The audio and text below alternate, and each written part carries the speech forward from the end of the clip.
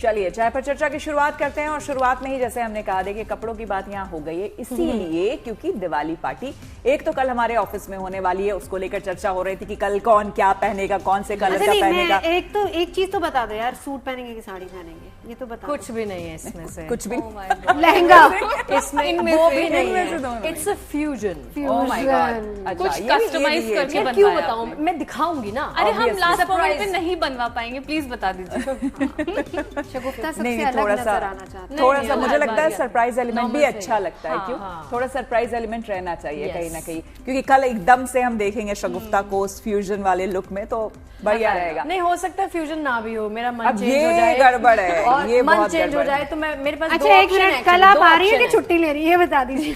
कल मुझे शूट भी करना है तो मैं छुट्टी नहीं लूंगी।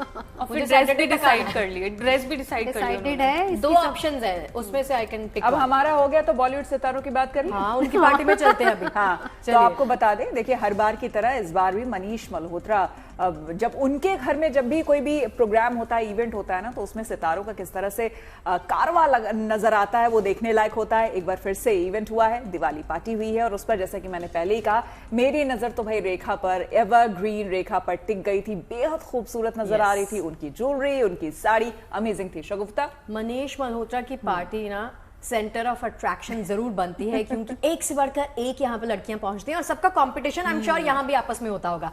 करीना से लेकर रेखा, जैसे श्वेता ने कहा, हेमा मालिनी, काजोल, नेहा धूपिया, सानिया मल्होत्रा, बॉलीवुड की यंग ब्रिगेड ने कैसे रंग बिखेरे हैं वो देख लीजिए जरा।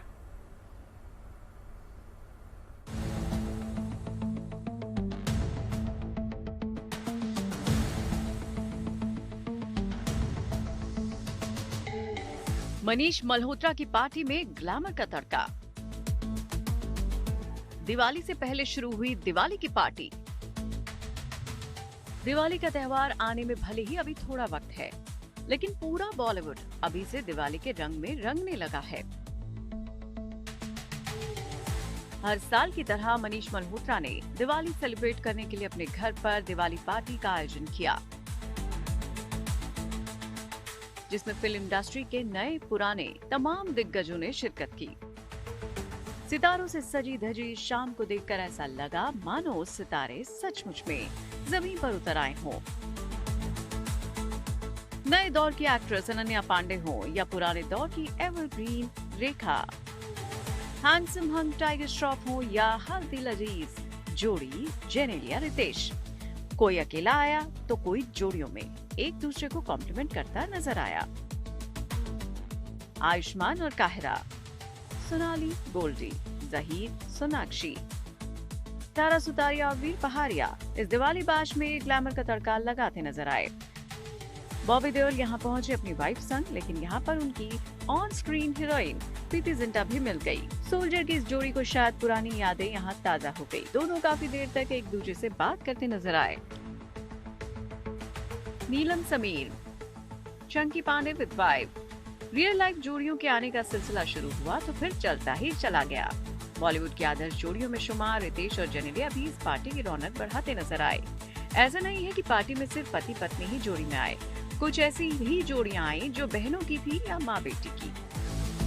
शिल्पा शेट्टी ने अपनी बहन शमिता शेट्टी के साथ एंट्री की। शिल्पा ने व्हाइट कलर की खूबसूरत साड़ी पहनी थी, जिसके साथ डिजाइनर ब्लाउज पेयर किया गया था। वहीं शमिता पिंक ड्रेस में नजर आई। मलाइका और अमृता बहनों की जोड़ी भी इस पार्टी की चकाचौंध में चमक बिखेरती नजर आई। नीता अंबानी अपनी बहू राधिका मर्चेंट के साथ दिवाली पार्टी में आई। राधिका ने ऑफ व्हाइट कलर की साड़ी वेयर की और साथ में नेकलेस और इयररिंग्स भी मैच किए। वहीं काजोल अपनी बेटी नायसा के साथ पार्टी में शामिल हुई। ऑन स्क्रीन जोड़ी अनन्या और सिद्धांत भी साथ साथ यहाँ नजर आए। मनीष मल्होत्रा की दिवाली पार्टी में रेखा ना हो ऐसा तो हो ही नहीं सकता। एवरग्रीन ब्यूटी रेखा दुल्हन की तरह सजी धजी पहुंची। ऑरेंज कलर की साड़ी में रेखा का रूप देखते ही बन रहा था। इस दिवाली पार्टी में माधुरी दीक्षित ने भी अपने ग्लैमर का तड़का लगाया। वो डार्क ब्लू कलर की साड़ी में करण जौहर के साथ पार्टी में एंट्री करती नजर आई। वहीं करण ऑल ब्लैक आउटफिट में दिखे। मनीष मल्होत्रा की इस दिवाली बैश में शायद ही कोई स्टार हो जो पहुंचा नहीं हो। करीना कपूर खान, सानिया मल्होत्रा, आदिति राव हैदरी, सारा अली खान, गौरी खान, सुहाना, खुशी कपूर, राधिका मदान, मतलब आप बॉलीवुड सेलिब्रिटी के नाम गिनते जाइए, वो सब के सब यहाँ आपको दिखाई देंगे। बॉलीवुड एक्ट्रेसेस ही नहीं, मोस्ट एलिजिबल बैचलर भी पार्टी की शान को बढ़ाते दिखे। अर्जुन कपूर, सिद्धार्थ मल्होत्रा, ईशान खट्टर, टाइगर श्रॉफ, करण जौहर, विजय वर्मा और भी न जाने कौन कौन से सितारे जिन्होंने इस दिवाली बैश को एंजॉय किया और अपनी प्रेजेंस से दिवाली की खुशियों में चार चांद लगा दिया। Bureau report, good news today. देखिए, वैसे तो दिवाली खुद में शुभ दिन है, लेकिन उससे पहले धनतेरस के अलावा इस बार 2 दिन ऐसे भी हैं जो परम कल्याणकारी और महासंयोग वाले माने जा रहे हैं। आज का दिन उसमें से एक है। शुभ मुहूर्त आज से शुरू होकर कल तक का है। आज पुष्य नक्षत्र योग है, जिसमें खरीदारी बेहद शुभ मानी जाती है। बिल्कुल, आपको बता दें तो क्या है ये नक्षत्र और कब करें शॉपिंग, सब आपको हम बताएंगे। लेकिन इन 2 दिनों में धनतेरस से पहले की गई खरीदारी शुभ मानी जा रही है, क्योंकि पुष्य नक्षत्र ही इतना शुभ है कि इसमें शादी विवाह को छोड़कर बिना पंचांग देखे बगैर कोई भी शुभ काम किसी भी समय किसी भी वक्त किया जा सकता है।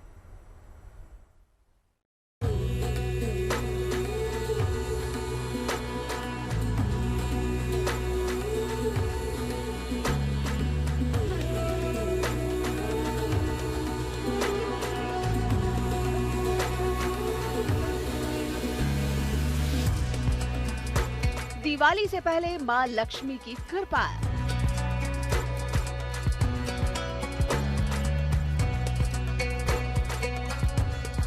पुष्य नक्षत्र में सुख और समृद्धि की सौगात।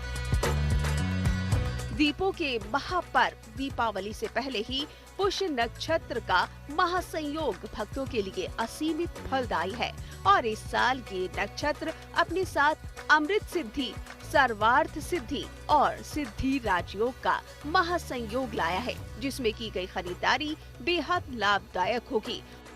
और खास बात है कि इस साल 2 दिन ये शुभ संयोग बन रहा है। आज शाम 5:28 से पुष्य नक्षत्र की शुरुआत हो रही है, जो अगले दिन यानी 15 अक्टूबर की शाम 4:49 तक रहेगी। यानी दीपावली और धनतेरस से पहले ये खरीदारी के लिए सबसे शुभ मुहूर्त है। पुष्य नक्षत्र को सभी नक्षत्रों में सबसे शुभ होने की वजह से इसे नक्षत्रों का राजा भी कहते हैं। इस नक्षत्र में बहुमूल्य वस्तुओं की खरीदारी के लिए सबसे श्रेष्ठ और शुभ फलदायी मुहूर्त होता है। मंगलवार को पुष्य नक्षत्र होने से मंगल पुष्य नक्षत्र बने हैं, जिसे धन वृष्टि का कारक माना गया है। वहीं बुध पुष्य नक्षत्र को सर्वार्थ सिद्धि देने वाला कहा जाता है। त्योहार के सीजन में आमतौर पर धनतेरस को खरीदारी के लिए सबसे शुभ दिन माना जाता है, लेकिन इस बार दीपावली के 6 दिन पहले ही खरीदारी के लिए पुष्य नक्षत्र का योग बन रहा है। इस मौके पर प्रॉपर्टी, सोना चांदी, कीमती चीजें और घर में इस्तेमाल आने वाली चीजों की खरीदारी करना शुभ माना गया है। ज्योतिष शास्त्र में पुष्य नक्षत्र का बड़ा महत्व है। पुष्य नक्षत्र को ग्रहों का राजा माना जाता है और शनि देव पुष्य नक्षत्र के स्वामी माने जाते हैं। ज्योतिष पुष्य नक्षत्र को सबसे शुभ माना जाता है। ये दिन सोना चांदी खरीदने के लिए सबसे शुभ रहता है।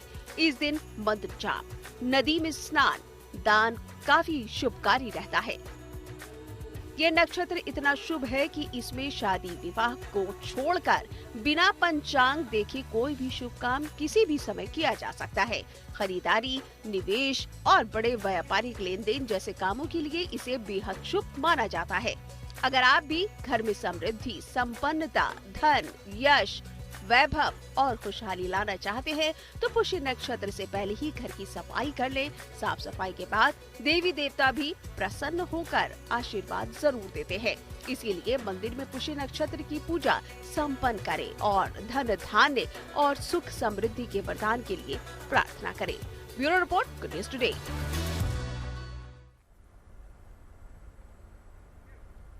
तो देखिए, दिवाली के बाजार तो सज चुके हैं, लेकिन हम महिलाओं के लिए ऐसा नहीं है कि सिर्फ दिवाली पर ही हम ज्वेलरी खरीदना पसंद करते हैं, हम तो कभी भी खरीद लेते हैं। लेकिन दिवाली पे, हाँ, दिवाली पे आपको फील बहुत अच्छी आती है। तो आप लोगों ने कुछ आज तो हमें बहुत अच्छा फील आया क्योंकि आज तो मैंने भी खरीदा। हम खरीदारी कर चुके हैं। हाँ। ये दोनों मुझे लगता है नहीं किए हैं। नहीं, मैंने आपके हाथ में लिफाफे देख लिए थे। क्या क्या खरीदा आपने?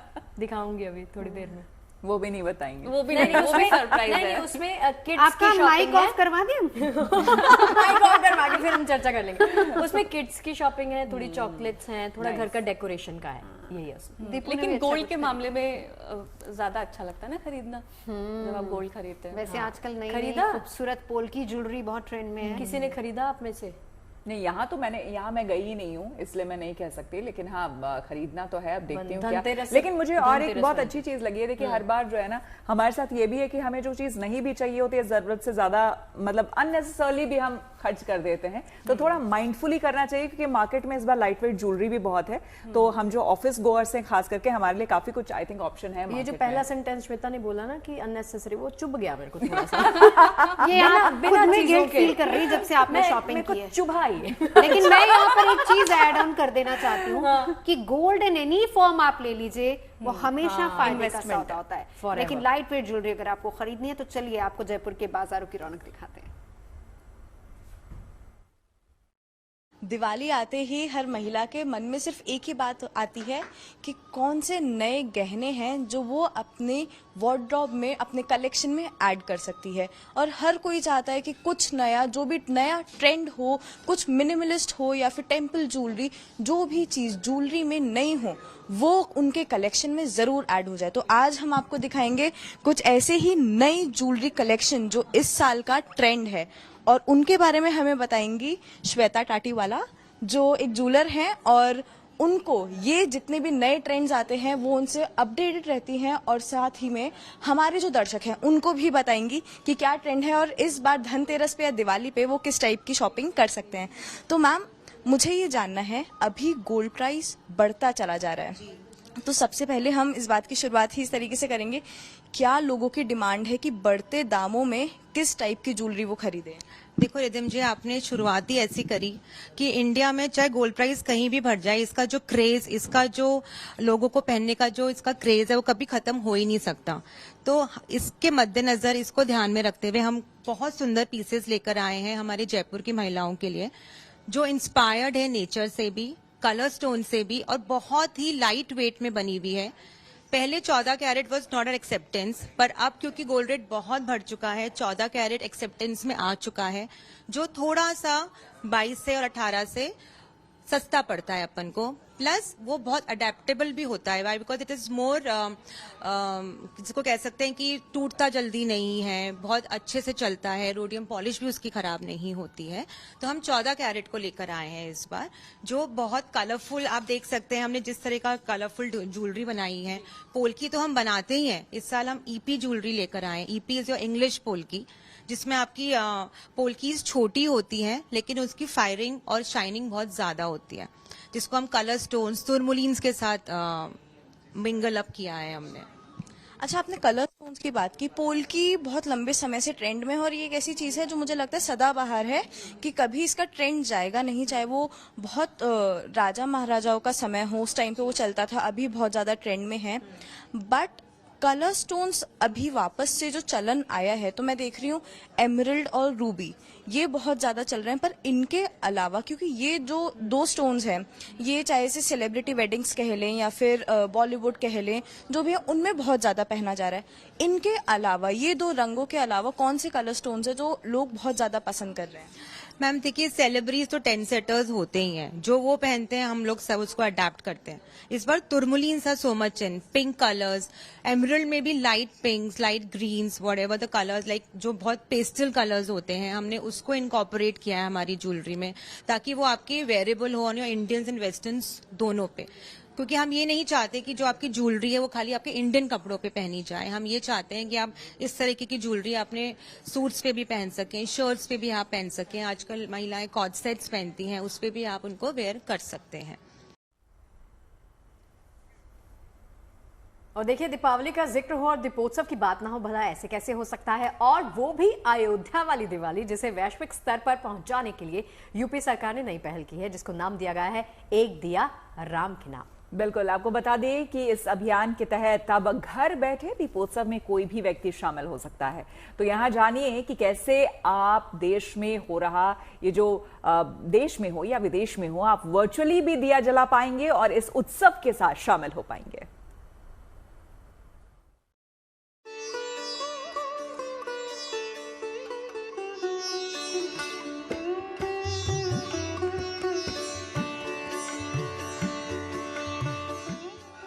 नगरी अयोध्या का दीपोत्सव न केवल परंपरा, आस्था और भव्यता का संगम है, बल्कि अब तो धीरे धीरे ये आस्था के एक वैश्विक उत्सव के रूप में भी अपनी जगह बना रहा है। अब ऑनलाइन पैकेजेस के माध्यम से अयोध्या का दीपोत्सव हर उस व्यक्ति तक पहुंचेगा जो दीपोत्सव के खास आयोजन में अयोध्या न आने की स्थिति में है, लेकिन ऐसे में वो वर्चुअली ही एक दिया राम के नाम प्रज्वलित कर पाएगा।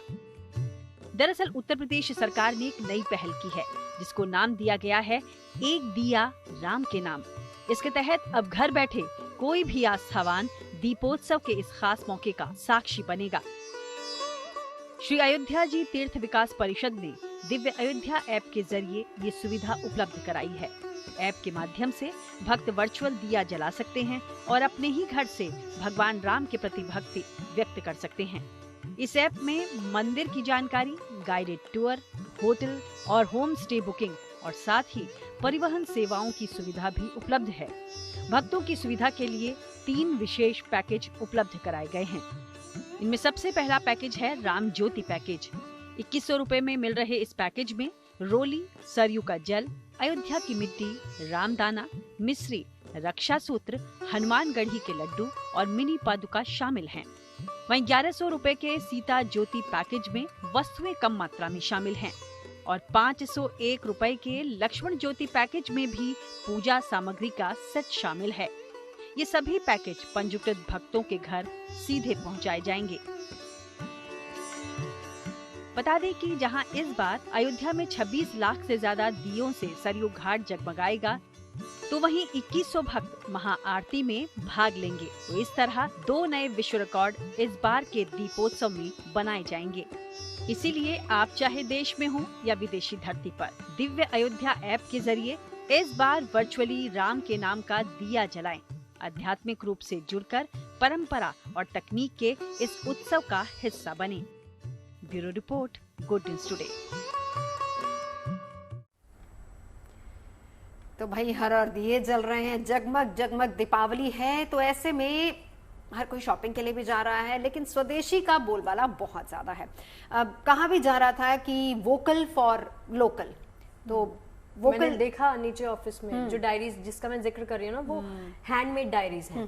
उसके पन्ने जो हैं उसमें थोड़ा सा हिस्टोरिकल टच आपको मिलेगा। अरे इसलिए दैट्स वेरी गुड। हाँ, वो अच्छी चीज है गिफ्ट करने वो अच्छी चीज है। और कौन सी चीजें बढ़िया काफी थी? वो एक बैग था जिसको उन्होंने हैंडमेड बनाया हुआ था, उसको निटिंग से बनाया हुआ था, वो भी बहुत अच्छी चीज। अगर आपको क्रोशिया पसंद है, क्रोशिया के आइटम्स है नीचे, हैंडमेड टच उसमें जो दिया गया उन्होंने, बहुत अच्छे डिजाइन है।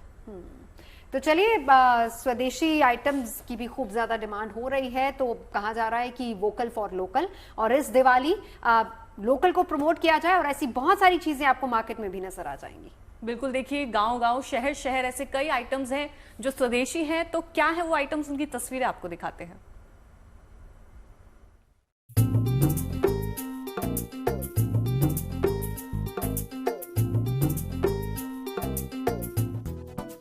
इस बार दीपावली का रूप रंग और भी खास है, क्योंकि परंपरा और आस्था की दिवाली इस बार भी होगी स्वदेशी दिवाली।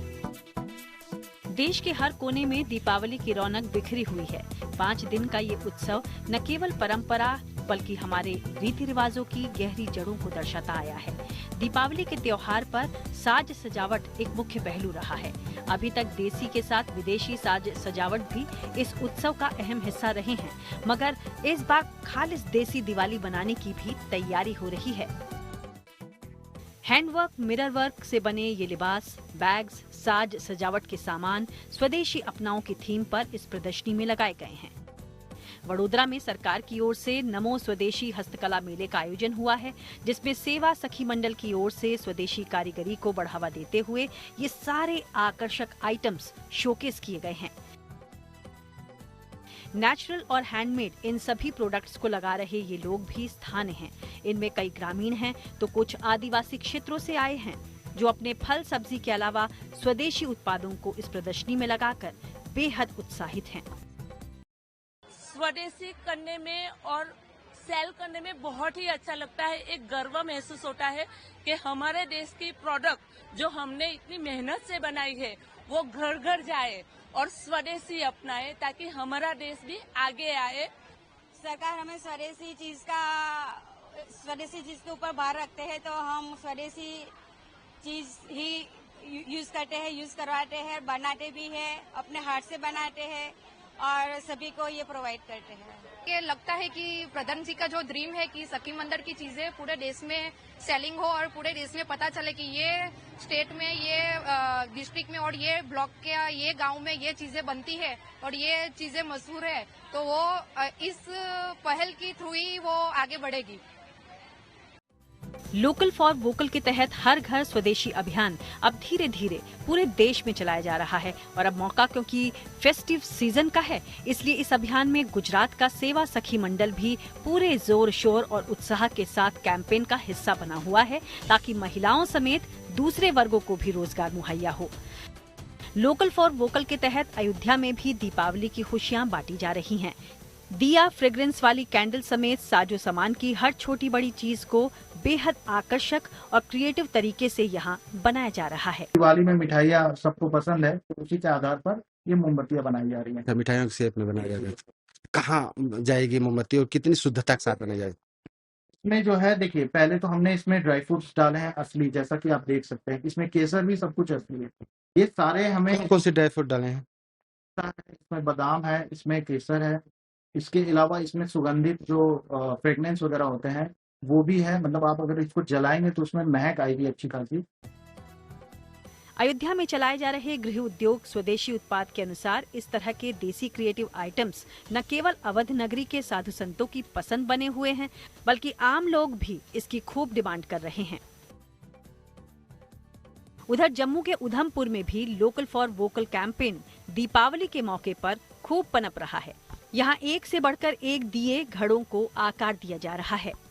50 से ज्यादा यहाँ परिवार ऐसे हैं जो स्वदेशी चीजों को सालों से बनाते आ रहे हैं। ऐसे में स्वदेशी अपनाओं के तहत इस तरह के काम को बढ़ावा मिलने के साथ ही रोजगार के अवसर भी मिल रहे हैं। जाहिर है दीपावली का पर्व केवल दिलों को ही नहीं जोड़ता, बल्कि मिट्टी की खुशबू उसकी परंपरा को भी दर्शाता आया है। ऐसे में वोकल फॉर लोकल के जरिए स्वदेशी अपनाओ कैंपेन यकीनन अपनी परंपरा और संस्कृति को बचाने की एक अनुसरणीय पहल है। Bureau report, good news today. चलिए प्रेमानंद महाराज जी के स्वास्थ्य की खबर आपको दे देते हैं। फिलहाल उनकी सेहत ठीक है और वो परिक्रमा भी करने लगे हैं। ये सब उनको मानने वालों की दुआओं का असर है और ये सब महत्वपूर्ण पहलू है कि प्रेमानंद जी को मानने वाले सिर्फ हिंदू ही नहीं बल्कि मुस्लिम समुदाय के लोग भी हैं। जी हाँ, देखिए ऐसे में एक इंसान ने मदीना में प्रेमानंद जी के अच्छे स्वास्थ्य के लिए दुआ मांगी। प्रयागराज के रहने वाले उस आदमी का वीडियो अब सोशल मीडिया पर तेजी से वायरल है, जिसे लोग गंगा जमुनी तहजीब बता रहे हैं।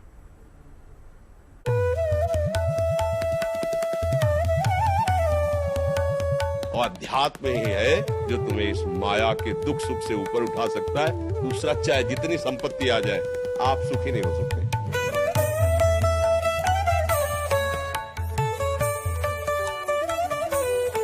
हम गुंबज खिजरा में गुंबज खिजरा से ये दुआ करते हैं कि अल्लाह ताला जो है गुंबज खिजरा की सहाय से जो अल्लाह ताला उनको जल्द से जल्द सेहत और तंदुरुस्ती अता फरमाए। ये वायरल वीडियोस मदीना से है जहां अल्लाह का नाम गूंजता है, लेकिन ये जगह इस वक्त सुफियान की दुआओं से भी आबाद है। सुफियाना दिल से प्रेमानंद महाराज के लिए दुआ मांग रहे हैं। प्रार्थना ये कि खुदा प्रेमानंद जी महाराज को शीघ्र स्वास्थ्य लाभ दे। तो जानते होंगे कि हमारे प्रेमानंद महाराज जी और हमारे हिंदुस्तान के बहुत ही अच्छे इंसान हैं। ये तस्वीर किसी संत के लिए प्रेम का सबसे बड़ा उदाहरण बन गई है। यही नहीं, सोशल मीडिया पर इसे मानवता की सबसे प्यारी अभिव्यक्ति भी कहा जा रहा है। असल में प्रेमानंद जी महाराज का दर्जा केवल संत भर नहीं है, आज वो अध्यात्म की ऐसी चेतना है जिसकी सीमाएं धर्म, भाषा, जाति और संप्रदाय से परे है। प्रेमानंद जी की वाणी आज तमाम सीमाओं से परे सभी के दिल को छू रही है।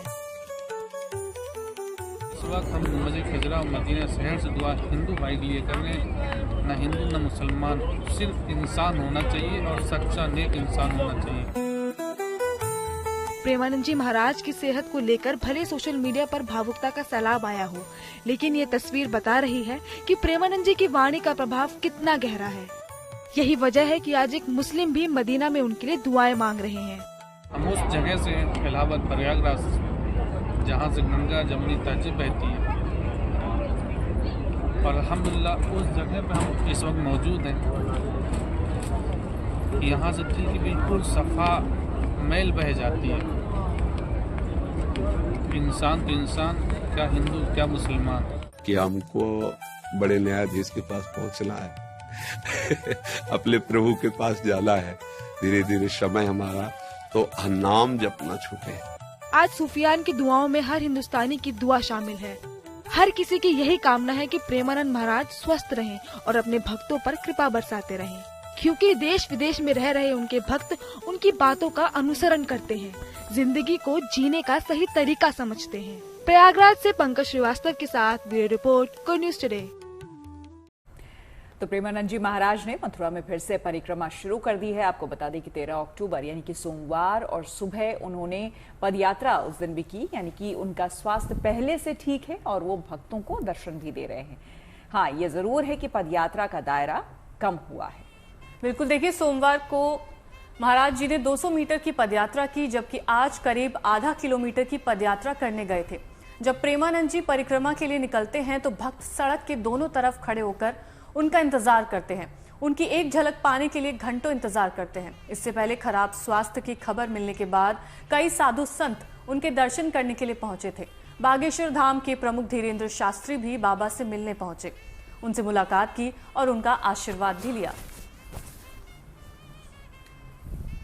अब अगर कल की बात की जाए तो कल 13 अक्टूबर को प्रेमानंद जी महाराज ने पदयात्रा की राधा केली कुंज से, और करीब 200 मीटर तक पैदल चल के महाराज जी कल गए थे और फिर वहां से वापस आए।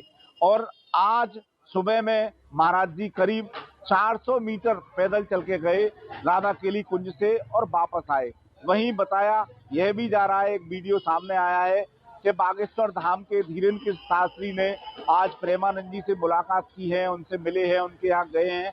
तो उनका जो परिकर है, पूरे परिकर की अगर बात की जाए तो परिकर के लोगों से हमारी बात भी हुई है तो उनका यही कहना है कि महाराज जी का स्वास्थ्य ठीक है, क्योंकि महाराज जी की दोनों किडनियां खराब हैं और करीब 5-6 साल से उनकी डायलिसिस होती आ रही है।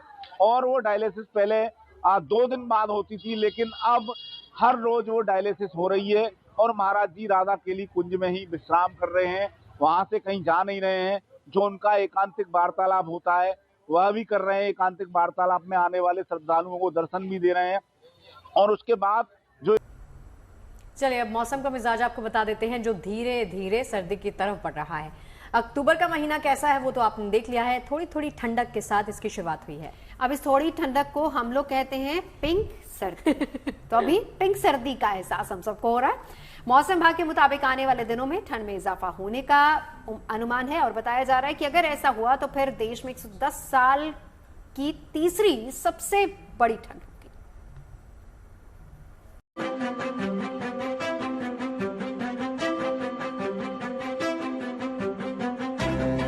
अक्टूबर महीने की शुरुआत से ही ठंड ने दस्तक दे दी है।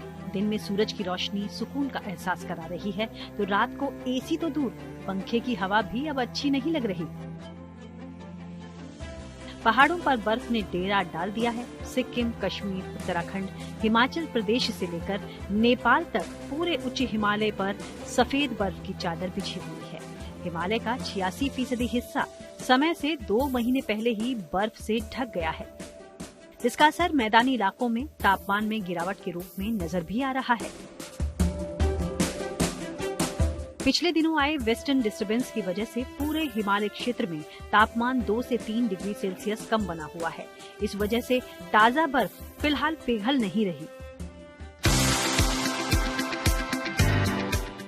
दिसंबर में लानीना सक्रिय हो रहा है, जो प्रशांत महासागर के तापमान के सामान्य से ठंडा होने की एक मौसमी घटना है, जिससे भारत में अच्छी बारिश और ज्यादा ठंड पड़ती है। लानीना की वजह से उत्तर, मध्य और पूर्वी भागों में औसत तापमान 3 से 4 डिग्री तक और गिर सकता है।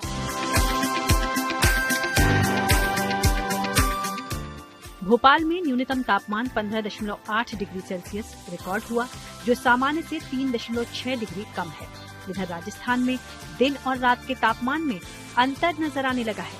सीकर में रात का मिनिमम टेम्परेचर 15 डिग्री सेल्सियस से नीचे रिकॉर्ड हुआ, वहीं अमृतसर, लुधियाना, जालंधर समेत पंजाब के कई शहरों में न्यूनतम तापमान 18 से 19 डिग्री सेल्सियस बना हुआ है। कुल मिलाकर गुलाबी ठंड का एहसास तो अभी से होने लगा है। मौसम विभाग की माने तो आने वाले दिनों में खासकर दीपावली के बाद ठंड और बढ़ने वाली है। अनुमान तो ये भी है कि देश में 110 साल की तीसरी सबसे तेज ठंड इस बार पड़ेगी। Bureau report, good news today. Express way और हाईवे के टोल प्लाजा लगने वाले जाम से अब छुटकारा मिलने वाला है। फास्टैग में लो बैलेंस की समस्या से वाहन चालकों को अब निजात मिलने वाली है। बिल्कुल, आपको बता दें आम लोगों के लिए फास्टैग का नया वर्जन लॉन्च हुआ है, जिसके तहत एडवांस फीचर आपके सफर को और भी ज्यादा आरामदायक बनाएगा। कैसे, देखिए इस रिपोर्ट में।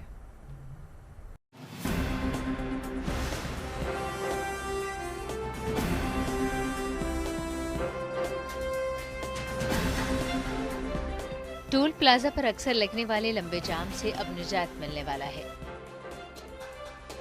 वाहन चालकों को फास्टैग में लो बैलेंस की समस्या से अब दो चार नहीं होना पड़ेगा। जी हां, फिनटेक कंपनी ओमनी कार्ड ने देश का पहला यूपीआई ऑटो पे आधारित फास्टैग लॉन्च किया है। फास्टैग का ये नया वर्जन हाईवे यात्रा को और भी आसान और स्मार्ट बनाने के लिए तैयार है। मैनुअल रिचार्ज और टोल पर लंबी कतारों की परेशानी से छुटकारा दिलाने के लिए इसे डिजाइन किया गया है। ओमनी कार्ड आम लोगों के साथ व्यापारियों और ट्रांसपोर्टर्स को टोल भुगतान में यूपीआई ऑटो पे की सहूलियत देगा। यानी अब वाहन मालिकों को बार बार फास्टैग रिचार्ज करने की परेशानी से पूरी तरह से निजात मिलेगी। डिजिटल होती दुनिया में टोल टैक्स भुगतान में आने वाली तकलीफों का समाधान बनने जा रहा है ये नया फास्ट कार्ड।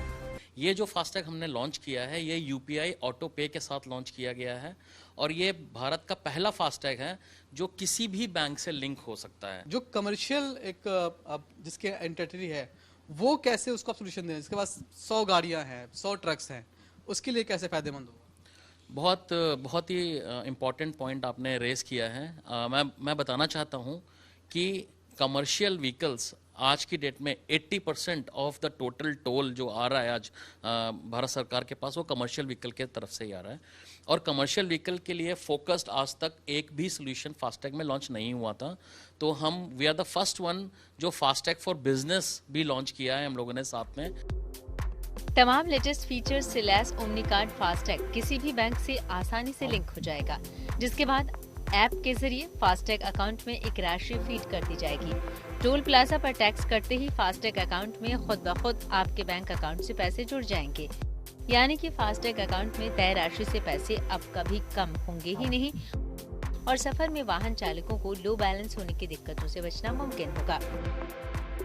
नोएडा से Manish Chaurasia, good news today. Elon Musk की कंपनी स्पेस एक्स ने एक और बड़ी कामयाबी हासिल की है। कंपनी ने अपने स्टारशिप वर्जन 2 रॉकेट का 11वां और आखिरी टेस्ट मिशन पूरा कर लिया है। आपको बता दें कि ये उड़ान लगभग 1 घंटे तक चली और स्पेस एक्स के रॉकेट ने उड़ान के सभी लक्ष्य पूरे किए। ये उड़ान अंतरिक्ष की दुनिया में कामयाबी की बड़ी छलांग है।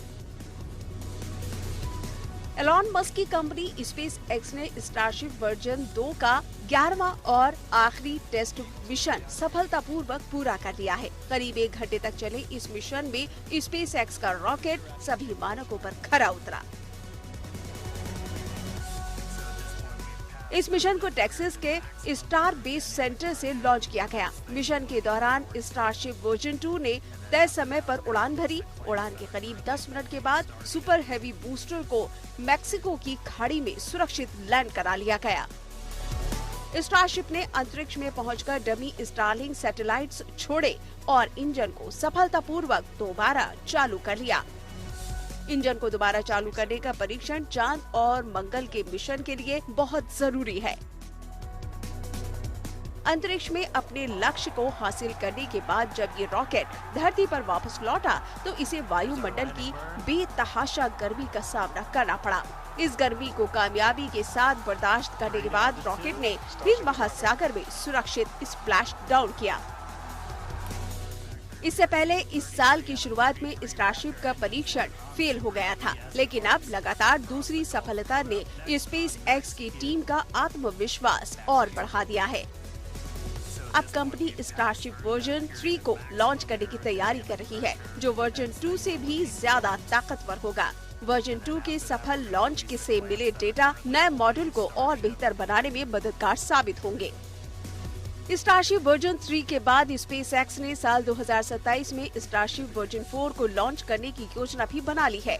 माना जा रहा है कि वर्जन 4 ही वो फ्यूचर स्टारशिप होगा जिसका जिक्र एलॉन मस्क ने इस साल मई के प्रेजेंटेशन में किया था। Bureau report, good news today.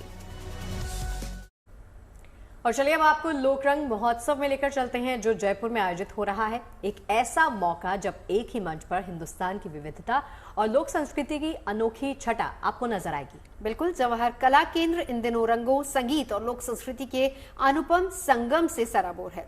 यहाँ भारत के 25 राज्यों से आए 2500 कलाकार अपनी अपनी परंपराओं, वेशभूषाओं और कलाओं के माध्यम से देश की सांस्कृतिक विरासत को दर्शा रहे हैं।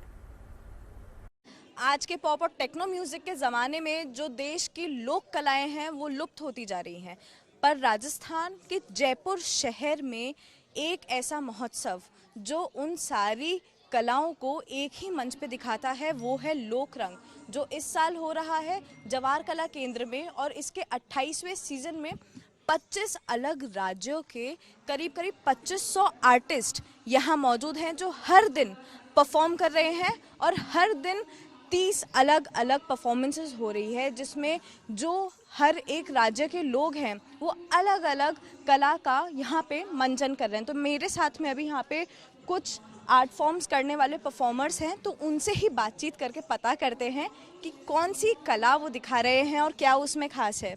तो नमस्ते मैम, आपके साथ बहुत खूबसूरत लोग नज़र आ रहे हैं, कौन सी कला यहाँ पे आप दिखा रही हैं? हम लोग महाराष्ट्र से लावनी यहाँ परफॉर्मेंस करने के लिए आए हैं। जो परंपरा बहुत है महाराष्ट्र की, लेकिन मुख्य परंपरा तो लावनी चलती है। अब यहाँ पे मुझे कुछ आर्टिस्ट नज़र आ रहे हैं, बहुत ही कलरफुल, इनका जो आउटफिट है बहुत ज़्यादा कलरफुल है, इनकी ज्वेलरी बहुत अच्छी लग रही है। कौन से शहर से आप हैं और कौन सा आर्ट फॉर्म आप यहाँ पे प्रेजेंट कर रहे हैं? मैम, हम लोग हरियाणा से हैं, हरियाणा स्टेट और रोहतक से हैं। हम लोग हरियाणा का घूमर जो तीज त्योहार के अवसर पर खुशी के मौके पे किया जाता है, और ये डांस केवल महिलाओं द्वारा किया जाता है। तो हम लोग घूमर डांस यहाँ पे रिप्रेजेंट करेंगे, जिसमें पहले टाइम में हमारे जो हम लोग दामन जो पहनते हैं इसमें 52 मीटर्स कपड़ा लगता था। अब जो हम लोग पहनते हैं ये 25 to 30 मीटर्स कपड़ा लगता है, और ये इसको दामन बोलते हैं। ये कुर्ता है, ये चुंदड़ी है, और ये ऑर्नामेंट्स हैं, ये हार है, ये कंठी है, ये चुंडा है, ये बोरला है। तो हम लोग घूमर डांस, हमारे हरियाणा का जो ट्रेडिशनल डांस है वो करेंगे। और फिर मैं आती हूँ इन खास लोगों पे जिनका जो आउटफिट है, जिस तरीके से ड्रेसअप हुए हुए हैं वो बहुत अलग है, बहुत डिफरेंट है। तो मैं जानना चाहूँगी आप कहाँ से हैं और कौन सा आर्ट फॉर्म आप प्रेजेंट कर रहे हैं? नमस्कार, हम लोग मूल वतनी अफ्रीका जांजीबार से हैं।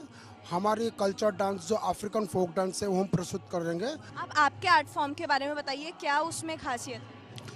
हमारा आर्ट फॉर्म है सिद्धि अफ्रीकन फोक डांस, जो हम अफ्रीका कल्चर से जुड़े हुए हैं। हम साल में एक बार रजब के महीने में 9 और 10 तारीख को हम लोग हमारे बाबा गौर साहब की आराधना करते हैं, जिसमें हम ये डांस करते हैं। और कुछ लोग मेरे पीछे तलवार लेके खड़े हुए हैं, तो इनसे जानेंगे कि आप कहाँ से हैं और ये जो कला है जो इनके हाथ में तलवार है, मैं बाहर देख रही थी ढाल भी साथ में है। हम गुजरात राज्य से पोरबंदर जिले से आते हैं।